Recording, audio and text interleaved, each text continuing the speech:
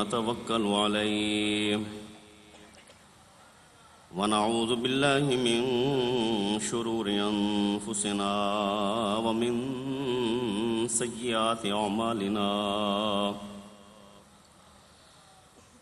من يهده الله فلا مضل له ومن يضلله فلا هادي له ونشهد أن لا إله إلا الله وحده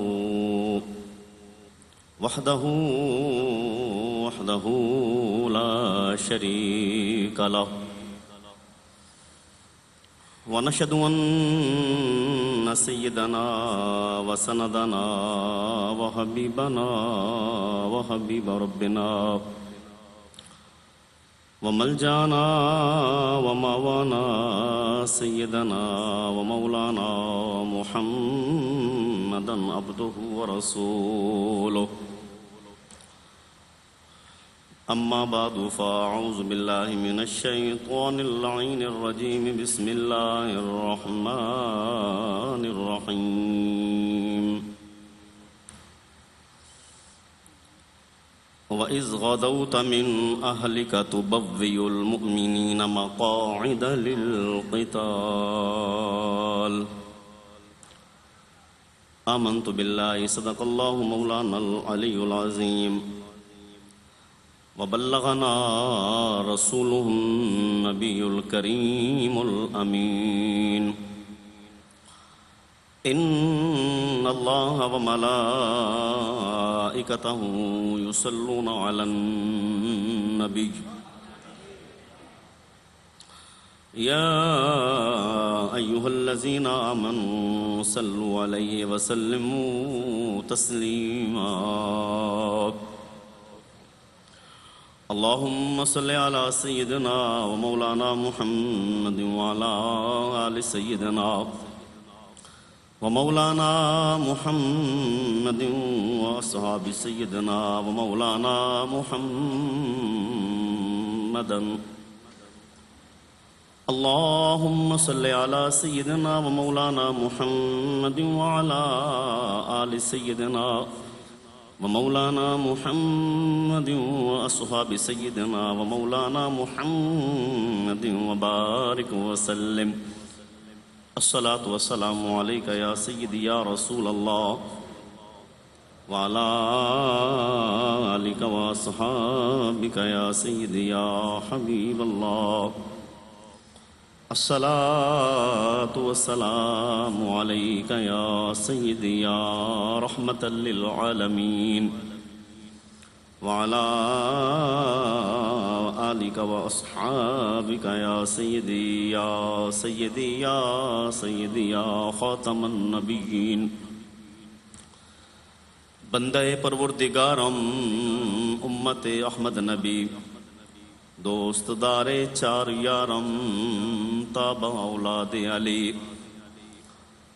مذہب حنفیہ دارم ملت حضرت خلیل خاک پائے غوث اعظم زیر سایہ ہر ولی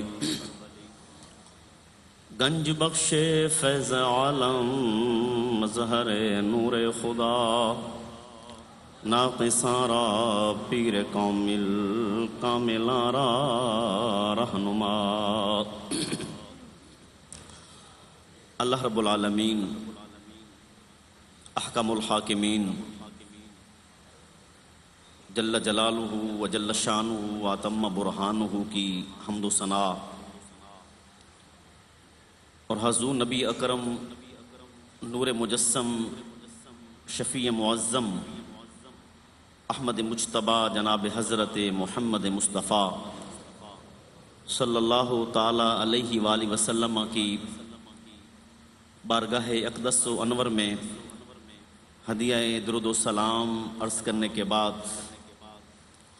انتہائی واجب الاحترام بزرگوں، دوستوں، عزیزوں، السلام علیکم ورحمۃ اللہ وبرکاتہ۔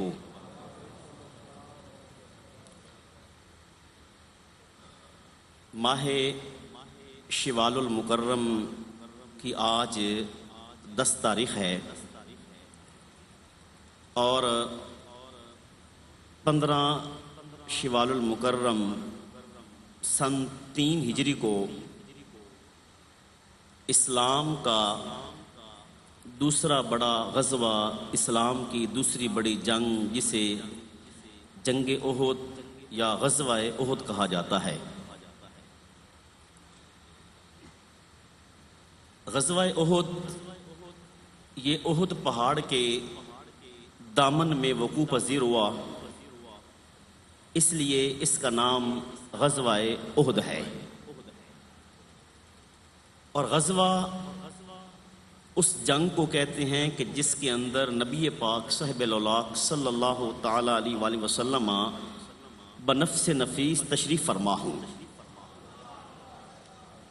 جس جنگ میں نبی پاک علیہ الصلوۃ والسلام خود تشریف فرما ہوں اسے غزوہ کہتے ہیں، اور جس جنگ کے لیے نبی پاک علیہ الصلوۃ والسلام نے لشکر روانہ فرمایا لیکن خود تشریف فرما نہیں ہوئے اسے سریہ کہتے ہیں۔ تو یہ غزوہ احد میں آقا علیہ الصلوۃ والسلام خود تشریف فرما ہوئے، اس لیے اس کا نام غزوہ ہے۔ اور اس غزوہ کے اندر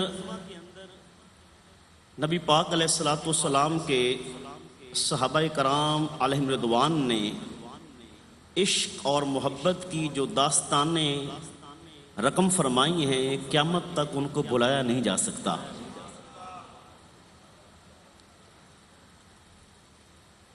یہ غزوہ احد اگر ہم اس کا سبب دیکھیں کہ اس کا سبب کیا تھا، کیوں یہ وقوع پذیر ہوا، تو ہمارے سامنے یہ بات آتی ہے کہ جب 2 ہجری کو یعنی 1 سال پہلے غزوہ بدر ہوا، تو اس غزوہ بدر کے اندر کافروں کا شدید نقصان ہوا۔ آپ حضرات جانتے ہیں کہ 70 کافر جہنم رسید ہوئے اور 70 کافر قیدی بنائے گئے، اور جو جہنم رسید ہوئے کافر وہ کوئی چھوٹے موٹے کافر نہیں تھے، یہ وہ لوگ تھے کہ جن پر پورے مکے کو ناز تھا، پورے مکے کو فخر تھا۔ یعنی ان کے سورما، ان کے رئیس، بڑے بڑے نامور، یعنی آپ اندازہ لگائیں کہ جس پر پورے قریش کو، پورے مکہ کو فخر ہوگا، وہ بندہ کتنا بڑا ہوگا۔ عتبہ، شیبہ، ولید، ابو جہل وغیرہ وغیرہ، یہ لوگ۔ تو کوئی گھر نہیں تھا مکے کا جس کا کوئی بندہ زخمی نہ ہوا ہو۔ تو جس وقت سن 2 ہجری کو غزوہ بدر ہو گیا، ان کا شدید نقصان ہوا کافروں کا، تو اب ہر گھر میں صف ماتم بچھی ہوئی ہے مکہ کے، اور کافروں کا بچہ بچہ انتقام کی آگ میں جل رہا ہے کہ کوئی وقت آئے ہم جا کر مسلمانوں سے انتقام لیں، مسلمانوں سے جا کر بدلہ لیں۔ 1 سال تک انہوں نے تیاری کی، درمیان میں اور بھی غزوات ہوئے جن کی تعداد 5 یا 6 ہے، لیکن وہ اس نوعیت کے نہیں تھے جس نوعیت کا غزوہ بدر اور غزوہ احد تھا۔ پورے 1 سال کی تیاری کے بعد کافروں نے بہت بڑا لشکر مسلمانوں کے مقابلے میں تیار کیا۔ نظریہ کیا تھا کہ مسلمان مدینہ پاک میں ہیں، ہم جا کر وہاں حملہ کریں گے تو معاذ اللہ مسلمانوں کو ختم کر دیں گے، یہ ان کا نظریہ تھا۔ پورا سال تیاری کی، جب تیاری مکمل ہوئی، روانہ ہونے لگے، تو پھر اللہ کے محبوب علیہ الصلوۃ والسلام کو بھی اطلاع مل گئی کہ وہ کافر تیاری کر کے مدینہ پاک پر حملہ کرنے کے لیے آ رہے ہیں۔ اور اگر آپ قرآن مجید سے پوچھیں تو قرآن مجید کے اندر تقریباً 1 پاؤ یعنی ایک سپارے کے اندر کتنے پاؤ ہوتے ہیں؟ ابھی آپ نے رمضان المبارک میں قرآن پاک سنا تو ایک پارے میں کتنے پاؤ ہوتے ہیں؟ 4 پاؤ ہوتے ہیں، تو تقریباً ایک پاؤ کے اندر غزوہ احد کا بیان ہے۔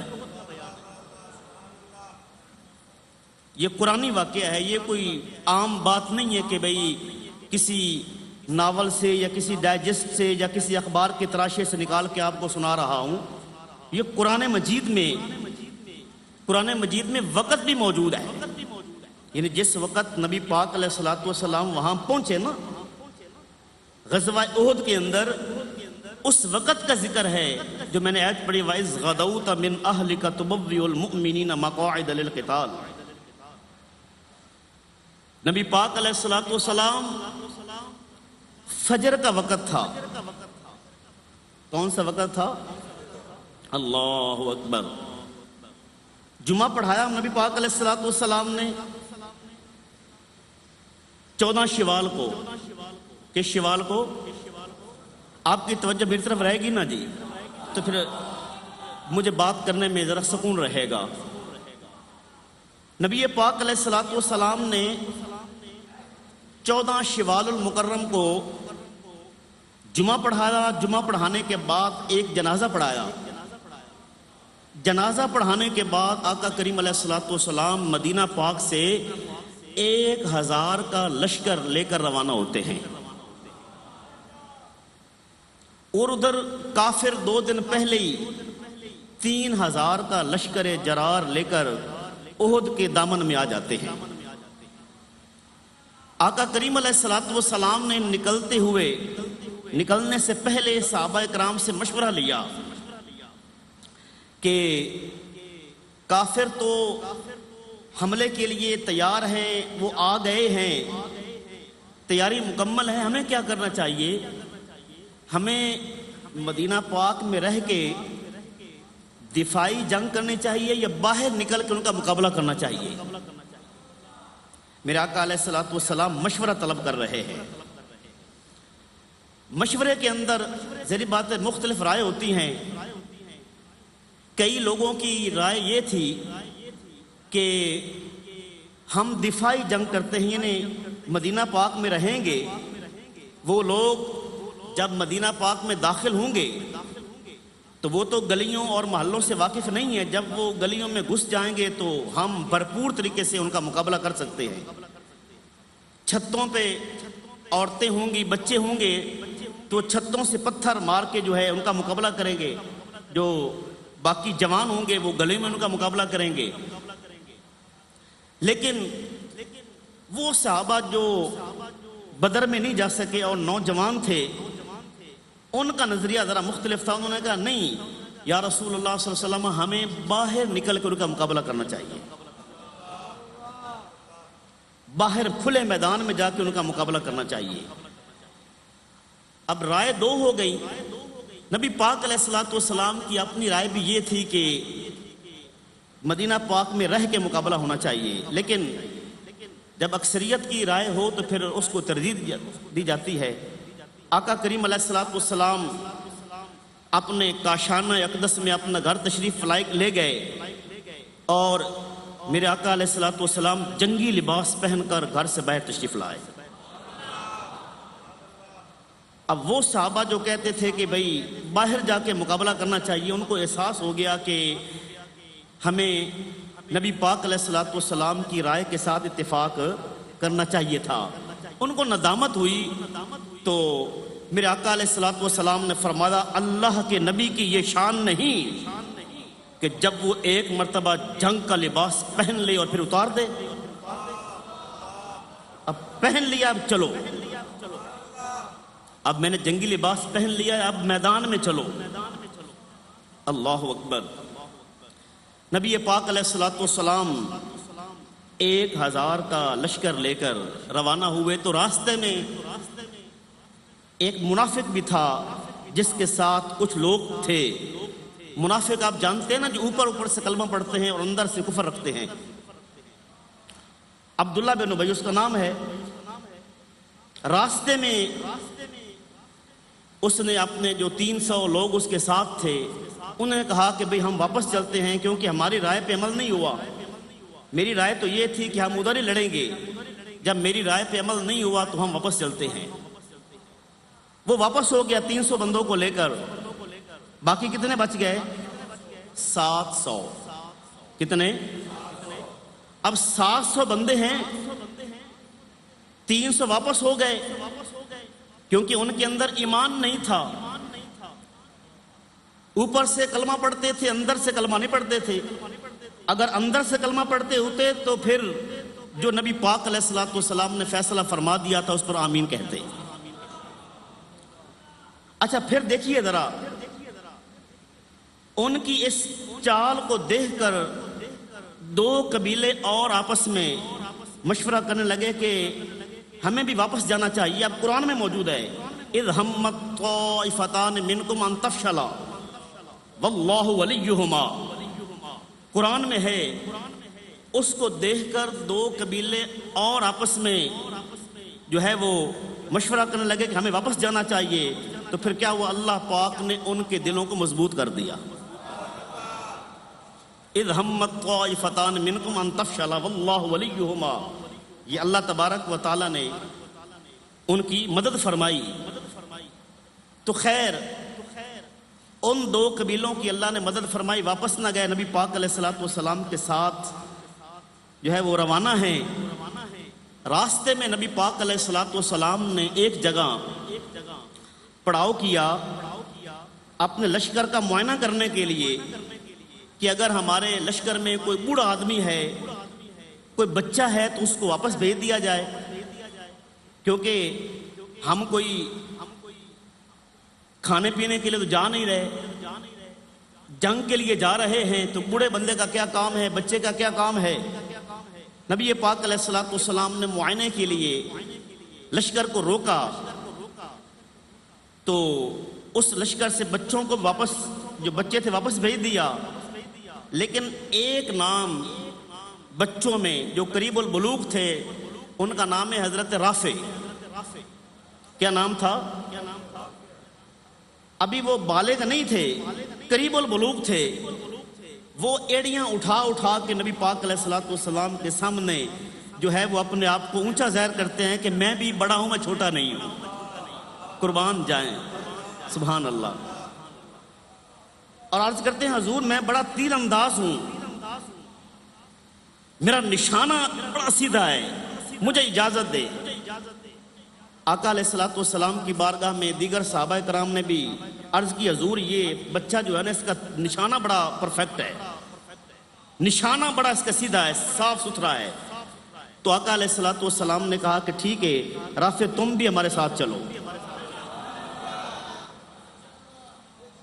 تو اسی مجلس کے اندر ایک اور بچہ بھی تھا جس کا نام تھا جناب حضرت سمورہ۔ کیا نام تھا حضرت؟ اس نے عرض کی یا رسول اللہ صلی اللہ علیہ وسلم، آپ نے رافع کو اجازت دے دی ہے، لیکن مجھے بھی اجازت دیں، اس لیے کہ جب گھر میں ہماری کشتی ہوتی ہے تو میں اس کو گرا دیتا ہوں۔ تیر انداز یہ ٹھیک ہے لیکن طاقت میرے اندر زیادہ ہے۔ اگر طاقت کے حساب سے آپ دیکھیں تو طاقت میرے میں زیادہ ہے۔ نبی پاک علیہ الصلوۃ والسلام نے فرمایا کس طرح پتہ چلے گا تیرے اندر طاقت زیادہ ہے؟ عرض کی حضور کشتی کرا لو۔ اللہ، کشتی کرا لو، کشتی۔ تو آقا کریم علیہ الصلوۃ والسلام نے فرمایا ٹھیک ہے کشتی کرو۔ اللہ، اب حضرت رافع، حضرت سمورہ دونوں نبی پاک صلی اللہ علیہ وآلہ وسلم کے سامنے کشتی کر رہے ہیں۔ اب لگتا تو یہ ہے کہ جناب رافع کو کان میں جناب سمورہ نے کہہ دیا ہوگا کہ جناب آپ پہ تو کرم ہو گیا ہے، آپ کو تو اجازت مل گئی ہے، اب کشتی ہے نا تو تم گر جاؤ، مجھے کشتی جیتنے دو تاکہ مجھے بھی جانے کا موقع مل جائے۔ دوران کشتی نبی پاک علیہ الصلوۃ والسلام منظر دیکھ رہے ہیں، کشتی ہو رہی ہے، اور جس وقت کشتی کا اینڈ ہوا تو نبی پاک علیہ الصلوۃ والسلام نے دیکھا کہ جناب رافع نیچے ہیں اور حضرت سمرہ اوپر ہے. جناب سمرہ یہ کشتی جیت جاتے ہیں.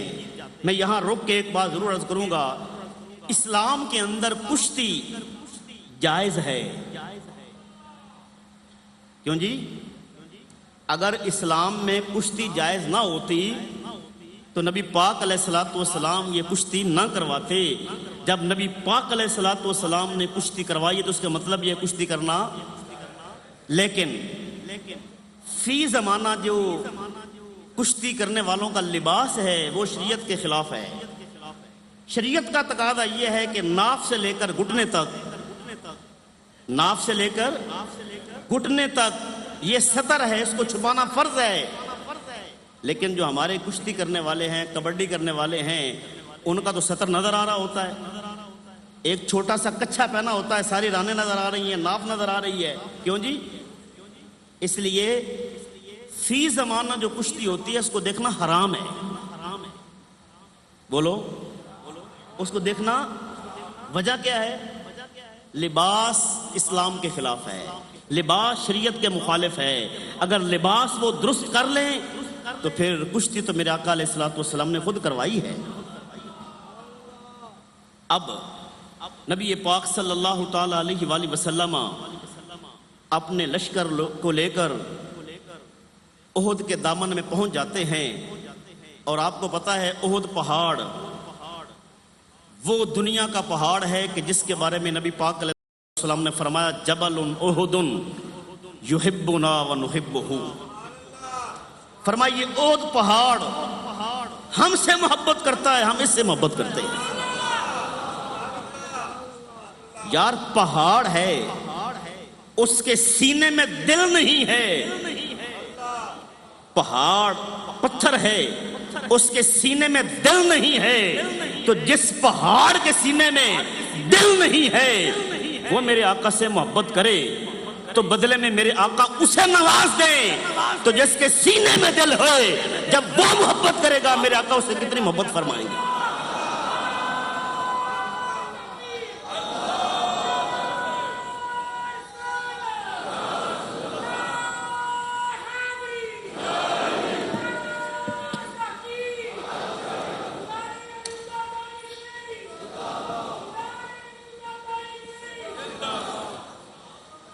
اور پھر یہ احد پہاڑ جس کے بارے میں آقا علیہ الصلوۃ والسلام نے فرمایا یہ پہاڑ بولیے ہم سے محبت کرتا ہے اور ہم اس سے محبت کرتے ہیں. احد پہاڑ کی یہ شان ہے کہ ایک مرتبہ نبی پاک صلی اللہ تعالی علیہ وآلہ وسلم احد پہاڑ پہ تشریف فرما ہوئے اور آپ کے ساتھ جناب صدیق اکبر بھی ہیں، جناب عمر فاروق بھی ہیں، جناب عثمان غنی بھی ہیں رضی اللہ تعالیٰ عنہ. احد پہاڑ پر جب آقا علیہ الصلوۃ والسلام اپنے صحابہ کرام کے ساتھ تشریف فرما ہوئے تو خوشی سے جھومنے لگ گیا. اپنی قسمت پہ ناز کر رہا ہے کہ میں کتنی قسمت والا ہوں کہ آج میرے آقا میرے اوپر تشریف لائے ہیں. کیونکہ نبی پاک علیہ الصلوۃ والسلام کائنات کی ہر چیز کے نبی ہیں، پہاڑوں کے بھی نبی ہیں. پہاڑ بھی سمجھتے ہیں کہ آج میرے آقا میرے اوپر تشریف فرما ہیں. جب احد پہاڑ خوشی سے جھومنے لگا تو آقا کریم علیہ الصلوۃ والسلام نے فرمایا اسکن یا احد، اے احد ٹھہر جا، علیک نبی و صدیق و شہیدان. فرمایا احد پہاڑ سکونت اختیار کا، ٹھہر جا، تیرے اوپر ایک اللہ کا نبی ہے، ایک صدیق ہے، دو شہید ہیں.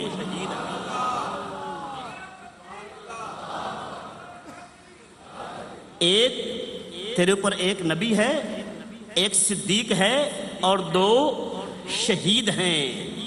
صدیق تو صدیق اکبر ہیں اور دو شہید کون ہیں؟ جناب عمر رضی اللہ تعالیٰ عنہ، جناب عثمان غنی رضی اللہ تعالیٰ عنہ. اب دیکھیں نبی پاک صلی اللہ تعالیٰ علیہ وآلہ وسلم کا علم مبارک ابھی وہ شہید نہیں ہوئے، بنفس نفیس موجود ہیں.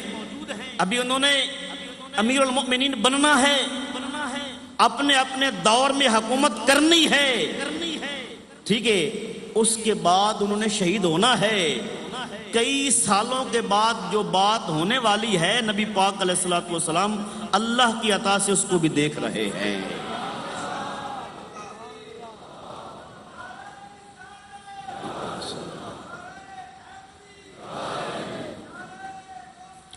اب سنیے ذرا، نبی پاک صلی اللہ علیہ وآلہ وسلم جو کام ہونے والا ہے، اسی کو تو علم غیب کہتے ہیں، اسی کو تو، اور یہ الحمدللہ ہم اہل سنت و جماعت کا عقیدہ ہے، اللہ پاک نے اپنے محبوب علیہ الصلوۃ والسلام کو کائنات کی ہر چیز کا علم عطا فرمایا۔ بس اب آقا کریم علیہ الصلوۃ والسلام احد کے پہاڑ میں ہیں، احد کے دامن میں تشریف فرما ہیں، آپ کے ساتھ 700 کا لشکر ہے، اور پھر حضرت عمر بن جموح، یہ نبی پاک علیہ الصلوۃ والسلام کے ایک صحابی ہیں، بات محبت کی ہو رہی ہے نا جی، کہ پہاڑ محبت کرتے ہیں، انسان کیوں نہ محبت کریں، اور پھر حضرت عمر بن جموح رضی اللہ تعالیٰ عنہ، یہ وہ صحابی ہیں کہ جن کا پاؤں ٹھیک نہیں ہے، یہ بظاہر ان کے پاؤں میں لنگ ہے، یعنی جسے ہم لنگڑا کہتے ہیں، یہ لفظ تو نہیں بولنا چاہیے لیکن سمجھانے کے لیے، ان کی ایک ٹانگ ٹھیک نہیں ہے، لنگ ہے ایک ٹانگ کے اندر۔ آقا کریم علیہ الصلوۃ والسلام کی بارگاہ میں حاضر ہو کے عرض کرتے ہیں، یا رسول اللہ صلی اللہ علیہ وسلم، میں آپ کی بارگاہ میں ایک عرض کرنے آیا ہوں۔ میرے آقا علیہ الصلوۃ والسلام نے فرمایا، جی بتائیے۔ عرض کی، حضور میرے بیٹے آپ کے ساتھ اس جنگ میں حاضر ہیں، تو میں بھی جانا چاہتا ہوں لیکن میرے بیٹے مجھے منع کرتے ہیں، وہ نہیں جانے دے رہے، حضور میں آپ سے اجازت لینے آیا ہوں۔ نبی پاک علیہ الصلوۃ والسلام نے فرمایا کہ آپ کی ایک ٹانگ ٹھیک نہیں ہے، چلنے میں آپ کو دشواری ہے، تو آپ نہ جائیں، آپ کو اجازت ہے، رخصت ہے، کیونکہ آپ کی ٹانگ ٹھیک نہیں ہے۔ جب نبی پاک علیہ الصلوۃ والسلام نے فرمایا کہ آپ کو رخصت ہے، آپ نہ جائیں، تو انہوں نے جو آقا علیہ الصلوۃ والسلام کی بارگاہ میں عرض کی نا، عرض کرتے ہیں، یا رسول اللہ صلی اللہ علیہ وسلم، کیا لنگڑا بندہ جنت میں نہیں جا سکتا؟ اللہ اکبر، یعنی جس کی ٹانگ خراب ہو تو کیا وہ جنت میں نہیں جا سکتا؟ نبی پاک علیہ الصلوۃ والسلام نے فرمایا، ٹھیک ہے، تمہیں اجازت ہے، تم بھی اس میں شامل ہو جاؤ۔ اور پھر مزے کی بات ہے کہ جس وقت جنگ کا اختتام ہوتا ہے، آپ کی زوجہ محترمہ حضرت عمر بن جموح کی زوجہ آپ کو لینے کے لیے آتی ہیں، شہادت ہو گئی، شہید ہو جاتے ہیں، وہ آپ کو ایک اونٹ پر سوار کر کے واپس مدینہ پاک میں لے جانا چاہتی ہیں کہ وہیں ان کی تدفین کریں گے۔ اونٹ پہ بٹھا کے جب مدینہ پاک کی طرف لے جانا چاہتی ہیں، اونٹ چکر کاٹ کے پھر واپس احد کی طرف آ جاتا ہے۔ وہ مدینہ پاک کی طرف لے جانا چاہتی ہے لیکن اونٹ چکر کاٹ کے پھر واپس احد کی طرف آ جاتا ہے۔ بار بار یہ معاملہ ہو رہا ہے، بالآخر نبی کریم علیہ الصلوۃ والسلام کی بارگاہ میں حاضر ہوئیں اور آ کے عرض کی، یا رسول اللہ صلی اللہ علیہ وسلم، یہ کیا ماجرا ہے؟ میں اپنے شوہر کو، عمر بن جموح کو، مدینہ پاک میں لے جانا چاہتی ہوں کہ وہاں تدفین ہوگی ان کی، لیکن اونٹ جو ہے وہ مدینہ پاک کی طرف نہیں جاتا، واپس احد کی طرف آتا ہے۔ یا رسول اللہ صلی اللہ علیہ وسلم، یہ کیا ماجرا ہے؟ تو آقا علیہ الصلوۃ والسلام نے فرمایا کہ جس وقت یہ مدینہ پاک سے چلے تھے، انہوں نے اللہ کی بارگاہ میں دعا مانگی تھی، یا اللہ مجھے واپس مدینہ نہ بھیجنا۔ یعنی یہ شہادت کے طلبگار تھے کہ یا اللہ مجھے واپس مدینہ نہ بھیجنا، میں جا رہا ہوں، مجھے اپنے راستے میں قبول فرما لے۔ تو فرمایا اب یہ واپس کس طرح جا سکتے ہیں؟ ان کی دعا اللہ نے قبول فرما لی۔ پھر نبی پاک صلی اللہ تعالیٰ علیہ وآلہ وسلم نے وہیں احد پاک کے اندر آپ کی تدفین فرمائی۔ یاد رہے غزوہ احد، اس کے اندر مسلمانوں کو شکست نہیں ہوئی۔ کچھ لوگ منہ پھٹ قسم کے ہوتے ہیں، وہ کہتے ہیں یہ شکست نہیں، شکست تب ہوتی کہ صحابہ کرام میدان کو چھوڑ کر بھاگ جاتے اور کافر وہاں قبضہ کر لیتے. جو بھاگے ہیں وہ مسلمان نہیں ہیں، وہ کافر ہیں، تو شکست اس کو ہوتی ہے جو بھاگ جاتا ہے. بھاگے کافر ہیں، لہذا شکست کافروں کو ہوئی ہے. مسلمانوں کو نقصان ضرور ہوا ہے. کیوں جی؟ جب 70 بندے شہید ہو جائیں نقصان ہوگا کہ نہیں ہوگا؟ اب قرآن کہتا ہے اِن یمسسکم قرحٌ فقد مس القوم قرح مثلہ. میں نے عرض کیا پورا ایک پاؤ ہے جو اس واقعہ کو بیان کر رہا ہے. قرآن مجید میں ہے صحابہ کرام نے دیکھا کہ 70 لوگ ہمارے شہید ہو گئے ہیں، پریشان ہوئے. تو اللہ نے قرآن مجید کی آیات نازل کی، فرمایا کہ اگر تمہیں تکلیف پہنچی ہے تو کوئی بات نہیں ہے، اس سے پہلے یہی تکلیف ان کو پہنچ چکی ہے. 1 سال پہلے 70 کافر مارے گئے تھے، تو آج اگر تمہارے 70 بندے شہید ہو گئے ہیں تو پھر معاملہ تو برابر ہو گیا. فرمایا وَتِلْكَ الْأَيَّامُ نُدَاوِلُهَا بَيْنَ النَّاسِ. قرآن کہتا ہے یہ دن ہیں جن کو ہم لوگوں کے درمیان پھرتے رہتے ہیں، باریاں لگی ہوئی ہیں. کل کو اگر ان کا نقصان ہوا ہے، آج تمہارا ہو گیا ہے تو معاملہ برابر ہو گیا ہے. نبی کریم صلی اللہ تعالی علیہ وآلہ وسلم کہ صحابہ کرام نے جو جان نثاری کا نمونہ پیش کیا ہے، قیامت تک یہ منظر امت بھول نہیں سکتی. ایک حضرت طلحہ ہے، کیا نام ہے حضرت؟ بولیے. طلحہ نبی پاک علیہ الصلوۃ والسلام کے سامنے کھڑے ہیں اور میرے آقا علیہ الصلوۃ والسلام کی طرف جو بھی تیر آتا ہے اپنا جسم آگے کر کے اس تیر کو اپنے جسم کے اندر پیوست کر لیتے ہیں. 70 تیر آپ کے جسم پہ لگے. کتنے؟ صحابہ کرام کہتے ہیں جس وقت 70 تیر ان کے جسم پہ لگے انہوں نے کسی تیر کو نکالا نہیں. جب 70 زخم لگ گئے، 70 تیر ان کے جسم میں پیوست ہو گئے، تو یوں لگ رہا تھا جیسے یہ انسان نہیں ہے، یہ سے ہے، ایک جانور ہے سے، جس کے جسم پہ سارے کانٹے ہی کانٹے ہوتے ہیں، اس کا جسم نظر نہیں آتا. جناب طلحہ کا جسم نظر نہیں آ رہا تھا، سارا جسم تیروں سے بھرا ہوا تھا. 70 زخم. اور پھر نبی کریم علیہ الصلوۃ والسلام کے سامنے جو بھی تیر آتا ہے، جسم بھی زخمی ہے، ہاتھ آگے کیا اور اتنے زخم ہاتھ پہ آئے، اتنے تیر ہاتھ پہ لگے کہ آپ کا ہاتھ شل ہو گیا، ہاتھ ختم ہو گیا. آپ نے کہا ہاتھ جاتا ہے تو جائے، نبی پاک علیہ الصلوۃ والسلام کی حفاظت نہ جائے. نبی پاک علیہ الصلوۃ والسلام پہ سارا کچھ فدا کر دیا اور زبان پہ ایک ہی جملہ تھا، نفسی لنفسک الفداء.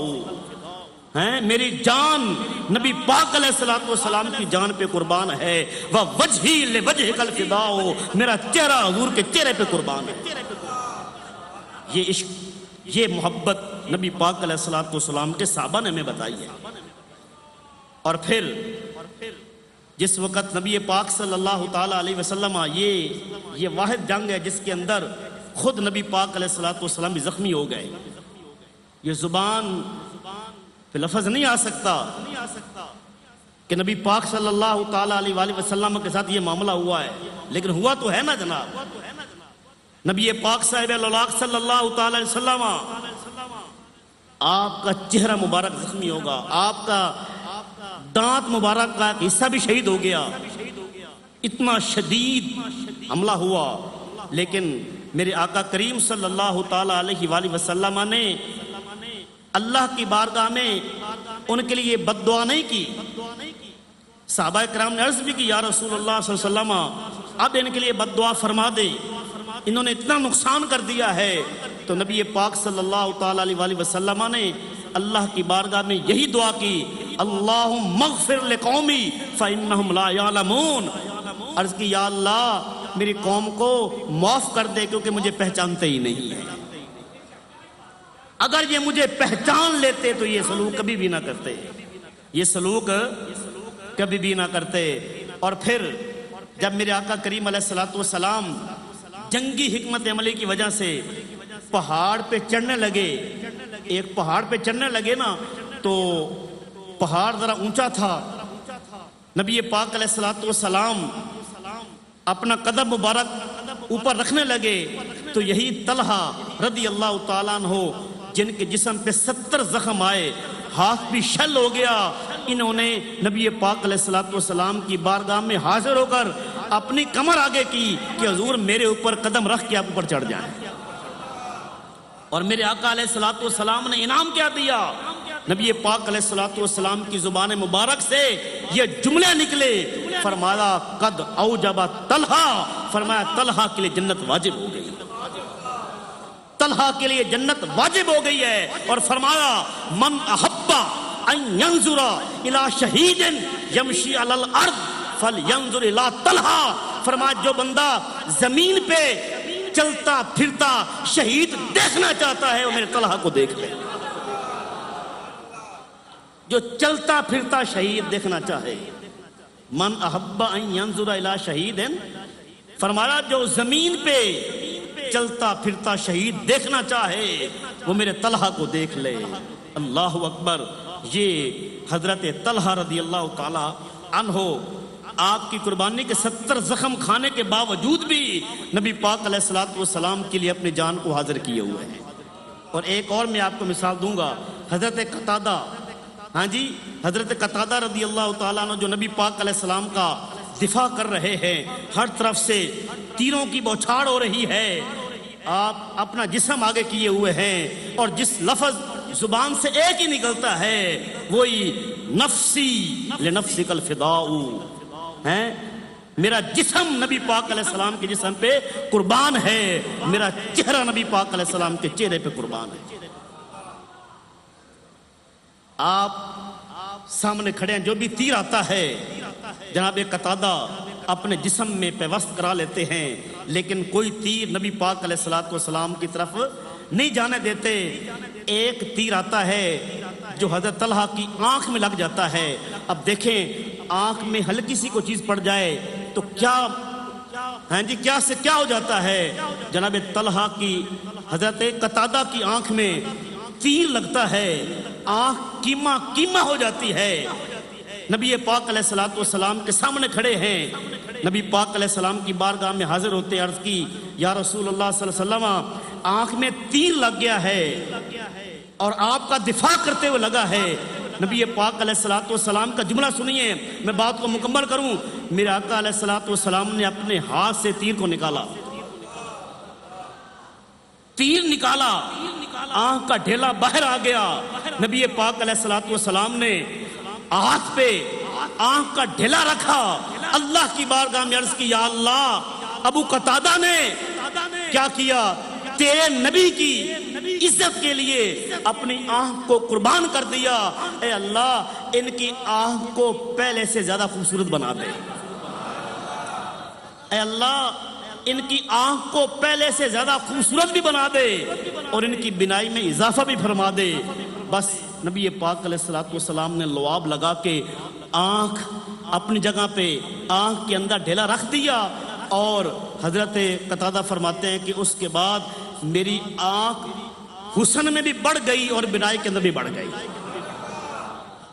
یہ میرے آقا کریم علیہ الصلوۃ والسلام کی عطا ہے. لیکن جو میسج آپ کو دینا ہے, جو بات آپ کو سمجھانی وہ یہ ہے کہ صحابہ کرام نے عشق اور محبت کی مثالیں قائم فرما دی, اپنا سارا کچھ نبی پاک علیہ السلام پہ قربان کر دیا. آج بھی مسلمان سارا کچھ نبی پاک علیہ الصلوۃ والسلام کی عزت اور حرمت پر قربان کریں گے تو انشاءاللہ دونوں جہانوں کی کامیابیاں مقدر بنے گی. اللہ تعالیٰ مجھے آپ سب کو سمجھنے کی توفیق عطا فرمائے. جن حضرات نے بھی سنتیں پڑھنی سنتیں عطا فرمائے. اللہ اکبر, اللہ اکبر, اللہ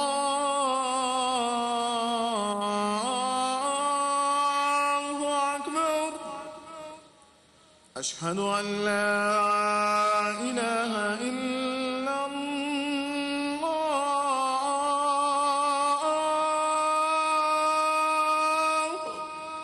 اشہد ان لا الہ الا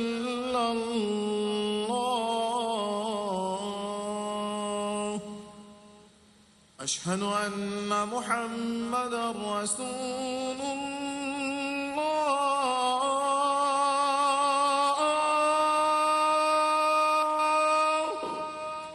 أشهد أن محمدا رسول الله.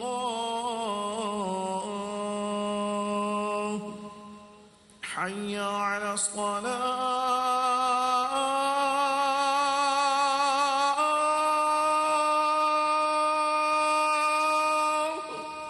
حي على الصلاة.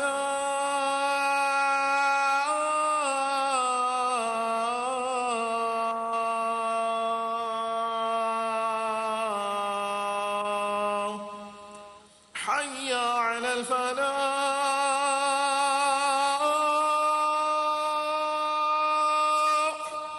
حي على الفلاح.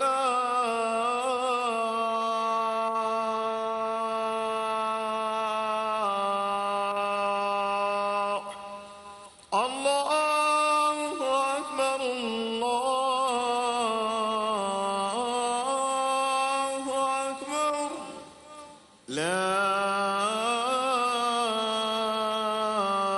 إله إلا الله.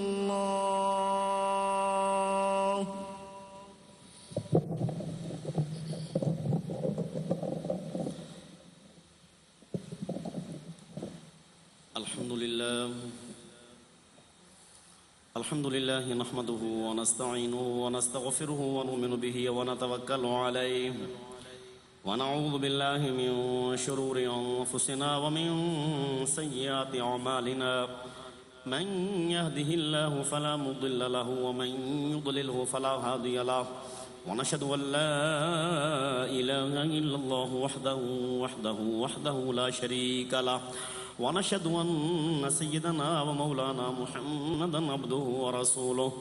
قال الله تبارك وتعالى في كلامه المجيد إن الله وملائكته يصلون على النبي يا أيها الذين آمنوا صلوا عليه وسلموا تسليما. اللهم صل على سيدنا ومولانا محمد وعلى آل سيدنا ومولانا محمد وصحاب سيدنا ومولانا محمد وبارك وسلم. بارك الله لنا ولكم في القرآن العظيم ونفعنا وإياكم بالآيات والذكر الحكيم. إنه تعالى جواد قديم كريم ملك بر رؤوف رحيم.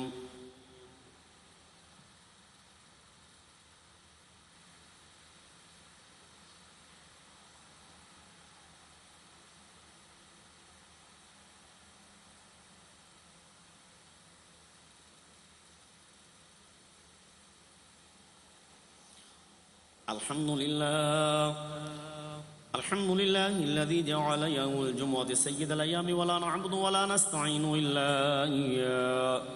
وهو الذي فرض صلاة الجمعة بقوله تعالى إذا نودي للصلاة من يوم الجمعة فاسعوا إلى ذكر الله.